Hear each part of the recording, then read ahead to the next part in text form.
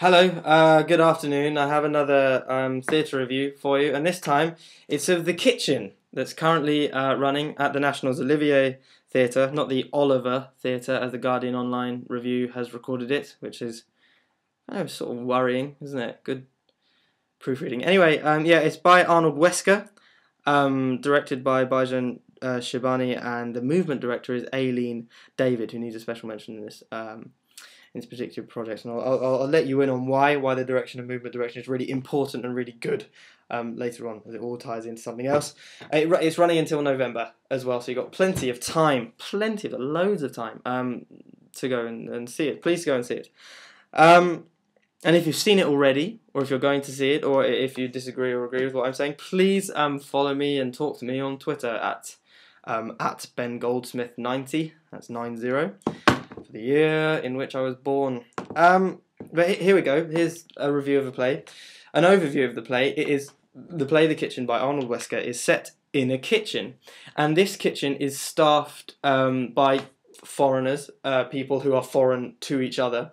There are not many representatives of the same nationality. There's a couple of English people, but they're not very similarly English. There's a couple of German people that stick together. And then representatives from many other nations spread around the kitchen. And I suppose you could do a review purely based on, well, it is 1959, this play was written in 1959, so you could do a review purely based on post-war European relations, and I think that would be a very fulfilling and useful review. But I'm not going to do that, because for me, and for many others, this play is Arnold Wesker's statement about the kind of pointlessness and repetitiveness of work, any work, just the fact that we have to work as people. And it's set in a kitchen. The kitchen, as I say, could be any work. It's just representative of work as a wider concept. And a kitchen is used because in a kitchen, this is what I think anyway, in a kitchen, the mechanics of hierarchy that are present in any work are very visible in a kitchen because you know, in every work there's a boss, and then the boss's underlings, and then the underlings of the underlings, and then the underlings of the underlings, and then me at the bottom. And that's in every work, but it's not as visible if you're in an office space. You know, people spread around, and one might have an office, but you don't know who he is or what he does. But in a kitchen, the chef has a bigger hat, and the owner wears a suit and not chef's whites. And the cleaner is dressed as a cleaner, and the waitresses are all dressed as waitresses, and the hierarchy is very visible and very obvious. So it serves very well as a metaphor for work as a whole, the kitchen, and that's why I think it's used. And yes, it is, as I say, it's Arnold Wesker's statement about the boringness, the repetitiveness, and overall the pointlessness of the fact we all go to work and strive and do the same things every day. But the clever direction and also the genius of the play is in how this is told to us, because of course, banality as a theme is everywhere. In theatre, in literature, many works have tried to tell us how boring things are and how pointless it all is that we do this. But it's the way that Wesker tells us that's really, really clever about the kitchen, and why it is clever is because it's not done with a traditional linear narrative. And of course, as you know, this means that Wesker's play doesn't take you as the audience by the hand, and it doesn't lead you from A to B or A to Z or from wherever, letting you look at the plot unfold. It doesn't give you a central character to cling on to. The audience isn't provided with Bob, and you walk with Bob through some plot, through work, see that Bob's getting bored at work, and then it makes him go crazy. And then there's a plot twist and resolution and climax. That doesn't happen. What you're provided with as an audience in Wesker's play is a kitchen. You don't follow a character, though there are very interesting characters in this play, a whole smorgasbord of them. You know, there are over 30 in this cast. You are presented with a kitchen, and it's the kitchen you have to consider. You know, the play's title is the giveaway. And the way the pointlessness and drudgery of work is communicated to you, the audience, is by a series of character vignettes. One of the ways is the character vignettes, which is, of course, between the different characters, all of them, all 30 of them, they're all doing things at work. They're not just workers, they're of course people. And their little stories unfold in little vignettes that occur either side of movement sections. The movement section is very important. So you do see some character movement, but it's not all based on one, and it's not. You don't get one character's Bildungsroman all at once, and then another's, and then another's. It's all interspersed, and you don't know who's coming next, what's coming next, and who's relating to who. You just get these vignettes, each of them charged with a kind of disappointment, with a kind of repetitiveness and an underlying anger. And that is how this play is impregnated with the theme of the pointlessness and banality and drudgery of work. And it also, another way that it reinforces these themes is by the movement sections. Fantastically and cleverly choreographed by Aileen David, who is, I think, a former ballerina herself. And she's worked for a long time in movement direction, a long time, and doing well. Very well, because this is very good. And the movement sections have a sort of compound intentions. One intention is, to carry on talking in narratological terms, is to remind the audience that they're not watching a normal linear narrative, an A to B narrative play, that they are watching something theatrical, a narrative that's only a narrative, a concept that only theatre can realise. I stumbled through that sentence, didn't I? You know what I mean, hopefully.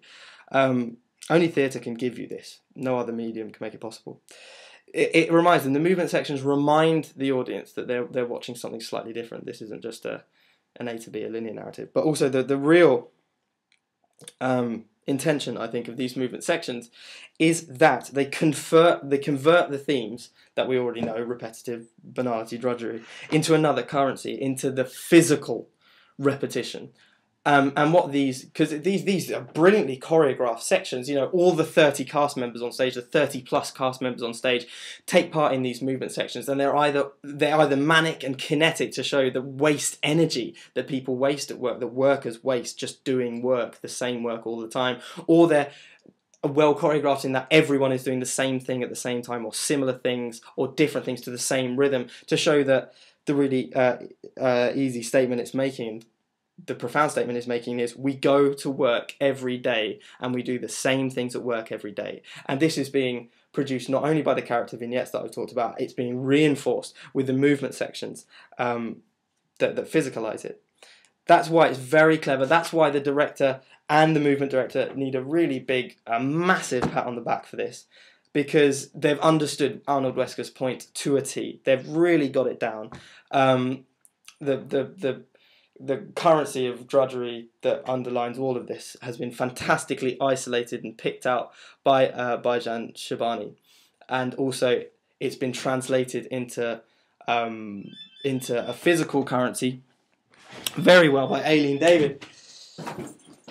You may be able to hear my phone ringing, but I'm not going to answer it as I'm doing this.